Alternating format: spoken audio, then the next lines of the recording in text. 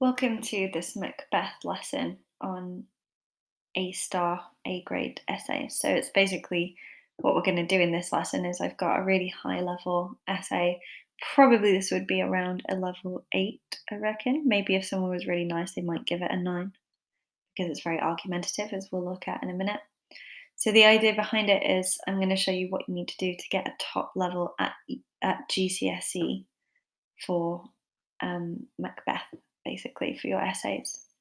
So it's not going to go through the principles of essay writing. So if you're not sure about like how do I structure an essay or what is an essay, I have a whole course on basic essay writing on Scribbly. So have a look at that and take all those classes because that will really, really help you not only in Macbeth but in anything you do for literature and also anything you do where you're writing an essay like history or sociology or any type of humanities subject. So I'm going to assume that you know at least the basics of essay writing. Maybe you're not like a perfect essayist, but you understand what an essay is. If you don't, you can't get an A or A-star grade, I wouldn't say. So make sure that you do know that before you start trying for these really top levels.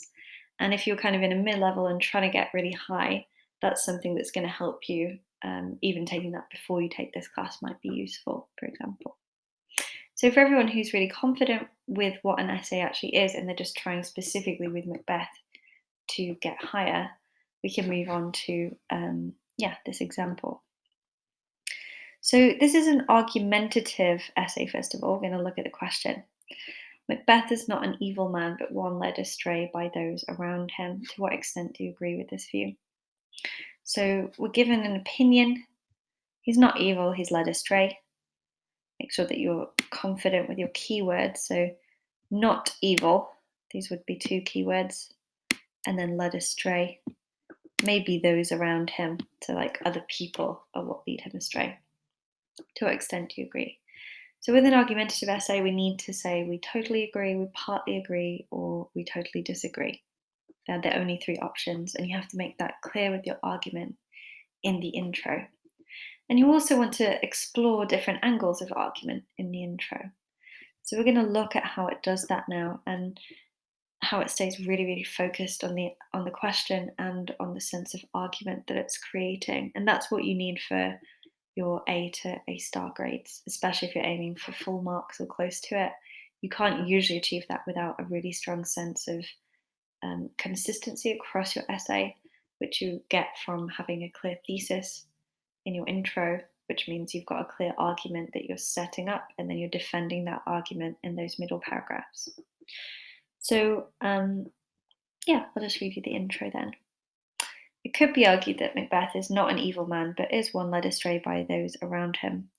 I, however, believe that Macbeth is an evil man and is responsible for his own actions. So you can see they've got their opinion already.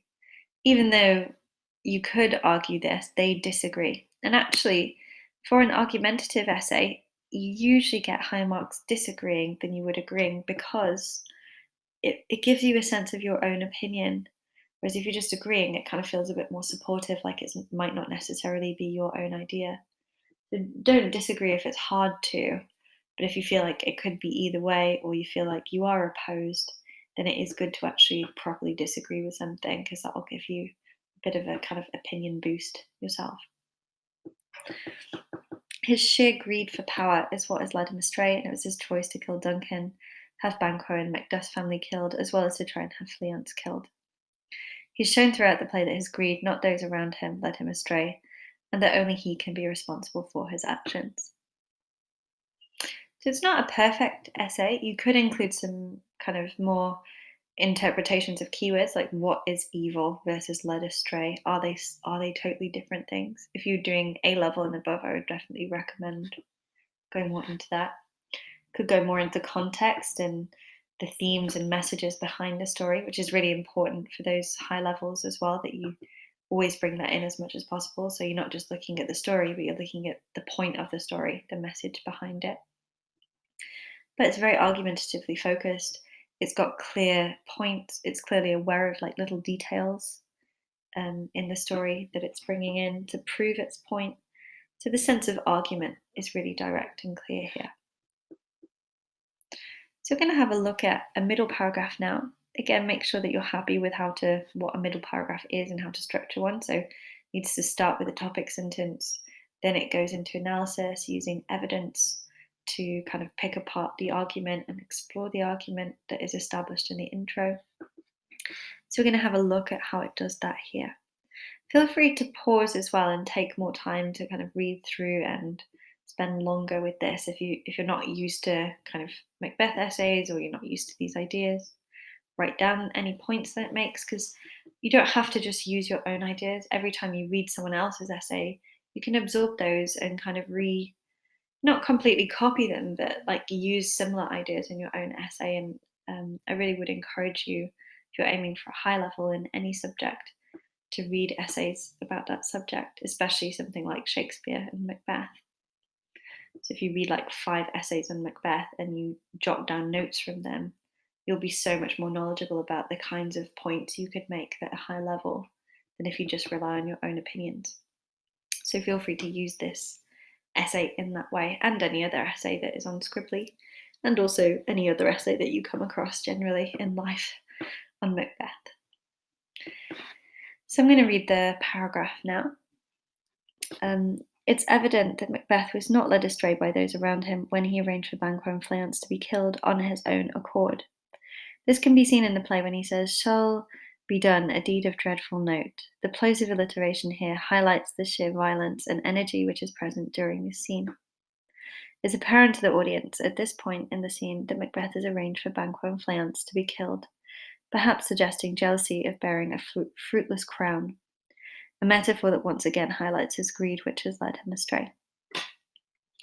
The fact that Macbeth has arranged the murders without pressure from anybody highlights the fact that he's not been led astray by anybody. Although it's said that Shakespeare wanted the audience to feel pity for Macbeth, Macbeth's actions create the opposite effect and in fact make the audience shocked and angry. On the other hand, his endeavours could also be interpreted as following his course of action through to the end, until his family name is the heir to the throne, all as a result of being incited by the 3 witches who told Macbeth he shall be king, but Banquo's children shall be king after him. However, Macbeth decided to try and have Fleance and Banquo killed on his own accord, showing his actions to be evil and severe and to be understood by the audience, making it clear to the audience that Macbeth is an evil man who has acted on his own accord and has only been led astray by his greed. So if you have the time, it would be best if you pause this and pick it apart, because it's got a lot of points in there. I want you to try and get used to the skills and the way that you demonstrate different skills in an essay. So try and find where it's giving evidence, where it's giving its analysis, where it's giving a topic sentence. Make sure that you can see those and you can split those, because when you get used to seeing that in other people's work, you can actually find that more easily in your own work as well, and then demonstrate it more easily to examiners. So for these really high levels, you have to be aware of like what these things, like how do I do a topic sentence, for example. So have a pause and have a look through, see what you can find in terms of what is this essay doing at this point. And then when you're ready, I'll kind of pick apart some things that I find useful and show you my opinions. So I've highlighted this, as you probably noticed. Yeah, there's like loads more in it than I've picked up on. So if you found other things, that's great, and I'm sure they're all correct as well. If you're not sure, feel free to message me as well, because I'll reply to you and tell you whether that is something useful to pick up on or not, if you're not sure and you're kind of practicing. But these are some things that are quite significant that I noticed that I thought I'd share with you. So the first thing is the red bit at the top of this paragraph. That's your topic sentence. That's the main point or idea of the paragraph. And you might have noticed that it's like a bit over repeated and it makes the writing a little bit kind of recursive, like it comes back too much to this idea of led astray, own accord. And if you're really confident with your writing, you actually start to phase that out of your work and you find synonyms or different ways to express your point so that you're not just repeating words. But you don't even need to be able to do that for an A-star grade or for a level 8 grade. So this would get a really high grade despite that repetition, just because the structure of the paragraph is really good and it's kind of coming back around to the point that it's made in the topic sentence, and that point was also made in the intro. So we have this kind of coherence, this flow of a point that is properly getting reinforced and explored and analyzed from different angles. So the first thing to do is make sure you can get that structure in, and then when you're really confident, try and phase out the repetition of it. So you can see that they're a high level already, this student, and they maybe could be better. You don't have to be perfect to even get a full mark at GCSE, but they're good enough that they really understand the structuring of an essay and they've done it really confidently here. Another thing they do is they've got multiple quotes per paragraph. This is really important. I would say there's still not enough. There are a few kind of references, like this actually, where he's telling Macbeth that he shall be king and Banquo's children shall be king after him. Really, what you should say there is, "Thou shalt get kings, though thou be none," which is another quote they could have put in there. But a reference is good if you can't remember the specific quote, so that would count as evidence, even though it's not actually a quote. So bear that in mind. You can always reference a point if you can't remember the quote. So yeah, multiple quotes are good. This is very good. Done slash a deed of dreadful note, because the slash shows a line break. So that's really respectful of the right formatting for an essay, and you need to do the formatting well to get your A or A star grade. So make sure that your punctuation is in the right place, make sure that you show line breaks properly, make sure that you quote properly. It should actually be a full stop here as well. I'll just put that in. But yeah, it's actually really important that you can do all of that kind of stuff that you need to do, like properly use punctuation and essay style. There's a couple of techniques being explored, and you'll notice that it's not just like a listing of techniques, it goes into detail about what is that plosive alliteration doing, and then into detail about what is that metaphor doing. Just going far, far into the effects of each technique, which is really, really important. If you just do the technique and move on, that's called feature spotting, and that will cap you at a lower grade. It's really important to move on and go deeper. I aim for about maybe like 3 lines of analysis per technique in my essays personally. So you can use that as a benchmark, like talk about the effects of your technique for 3 lines before you move on to the next one. And we've got considerations of different interpretations, which again is something that only the high levels will do and lower levels tend not to do. So think about different angles of argument and push those as well. Don't just have like a short sentence, someone might see it this way. Actually push that argument and think about how to interpret it. So it's argumentatively focused and it's going back and forth between different arguments, but it's very confident on its own position and it's very clear about that position from the beginning. So a good sense of argumentativeness basically is what you need for your middle paragraphs. So we're going to have a quick look at the second paragraph now. Hopefully that will make sense for you with the first one. And I want you to pause again and have a look here and see what you can find. I won't read it out for you, so you can read it out aloud if you find that helpful. And yeah, come back to me when you're ready. I'm going to highlight this. So hopefully you've got something similar to me. Again, you might have picked up on other things that I've not done. I've kind of done it in a similar way to the first paragraph, just to get you used to these skills, these same ideas. A couple of things I want to just mention before we go into this paragraph. It's got some really good vocabulary. So generally the vocab's not like super high level, and it doesn't have to be like really fancy or anything. It's just occasionally using words that are quite intelligent. They're used properly, which is really important, and they're kind of considered to be quite literary words. So euphemistically is almost a technique. I mean, I could color that yellow to show it's a technique. A euphemism is like when you're trying to make something seem less drastic than it is, less strong than it is. So euphemistically is a really nice word, obviously spelt correctly, used correctly. So that's, successful, and it shows a high level of intelligence, a high level of education.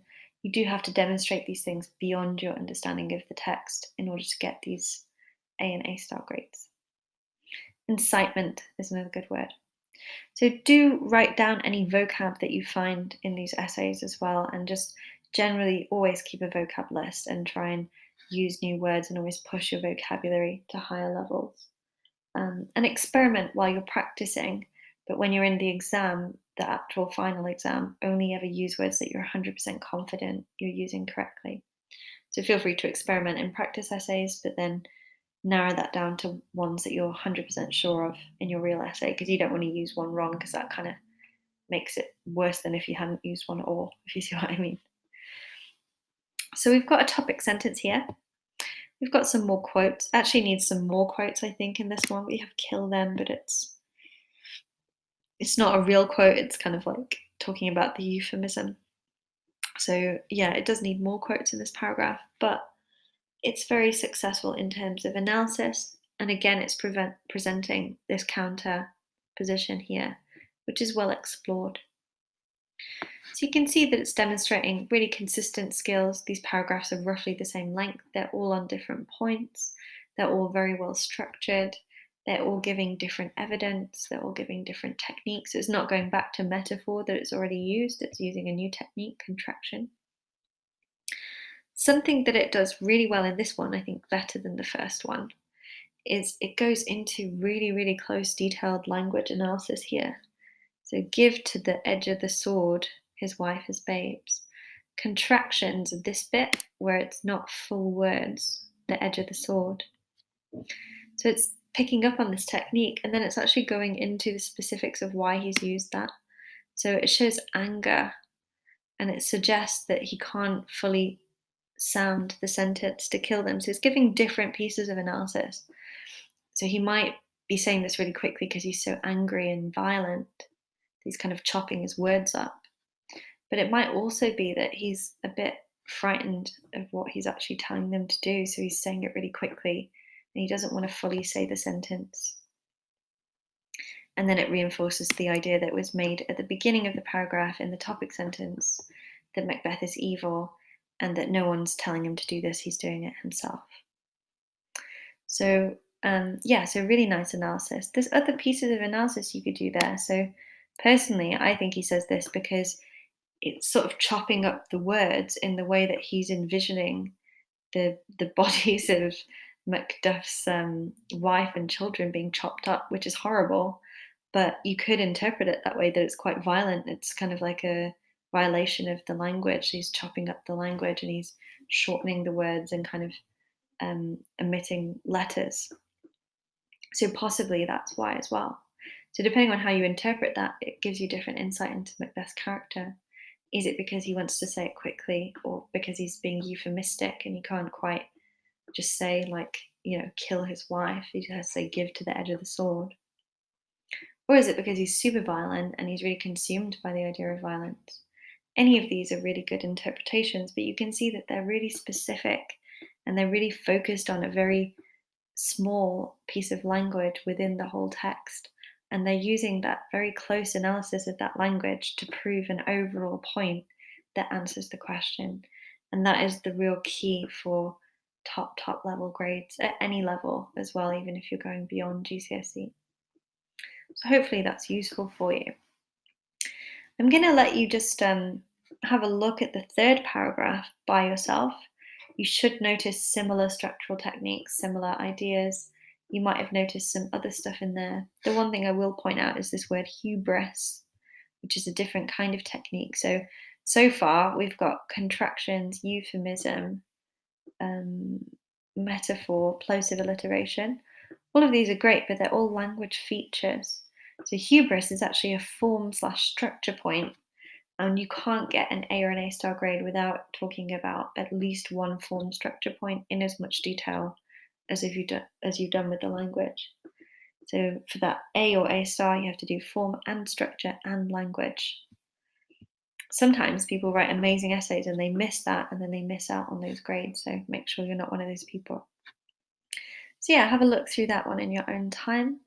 And I'm going to really quickly finish. I'll just hover on that one for a second. Feel free to pause or screenshot. And then I'm going to just scroll up and we'll look at the final little conclusion bit. Yeah, so the final bit, the conclusion. Overall, it's clear to the audience that Macbeth is an evil man who's been led astray by his own greed, with one instance in which another person played a vital influence in the murder in the beginning. However, the further murders have been purely down to Macbeth's evil and sheer greed for power, which shows he has not been led astray by anyone and is an evil man. So again, it's a little bit straightforward. I would like it to go more into the message of the story and the depth of like the context and the points behind it. It is very, very light on context, so bear that in mind. It depends on your exam board. Like some exam boards don't actually mind not much context. Um, Other ones actually require you to do quite a lot of context. It does have this one here where it talks about a woman in Shakespearean times, so it's a little bit contextual. Definitely needs more, I would say. But it's nicely summarizing in the conclusion. Overall is a good way to start your summary. I quite often start my summaries that way. So it's clear that the purpose of the conclusion is to go over the main ideas again and to go over the main argument again, and that's all the conclusion does. So it's kind of quick to the point and it neatly summarizes the essay. So this is by no means a perfect essay, but it's a very solid essay and it will get you an A-star grade or the equivalent at a GCSE level.